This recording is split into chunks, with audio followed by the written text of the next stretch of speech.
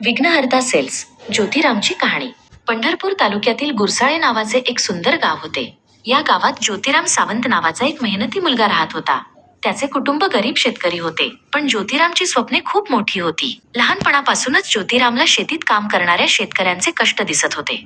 त्याला वाटायचे की काहीतरी असे करावे ज्यामुळे शेतकऱ्यांचे काम सोपे होईल आणि त्यांना फायदा होईल. ज्योतिरामला जुन्या वस्तू आणि मशिनरीमध्ये खूप रस होता. तो भंगारात पडलेल्या वस्तूंमधून काहीतरी नवीन बनवण्याचा प्रयत्न करत असे. त्याचे हात नेहमीच काहीतरी जोडण्यात किंवा दुरुस्त करण्यात व्यस्त असत. एकदा त्याला एक जुने कुरंदाचे जाते मिळाले. त्याने विचार केला, यापासून मी शेतकऱ्यांसाठी एक चांगली आटा चक्की बनवू शकेन. त्याने खूप मेहनत घेतली आणि त्या जुन्या जात्याला एका आधुनिक आटा चक्कीमध्ये बदलले.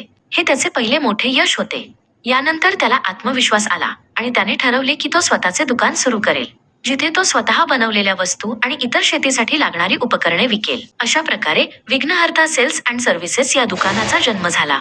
ज्योतिरामने आपल्या दुकानात स्वतः तयार केलेली आटाचक्की, दूध काढणी यंत्र, कडबाकुट्टी, रबर मॅट आणि पेट्रोल इंजिन यांसारखी अनेक उपकरणे ठेवली. त्याची सर्वात खास गोष्ट म्हणजे तो सर्व वस्तू होलसेल दरात विकत असे.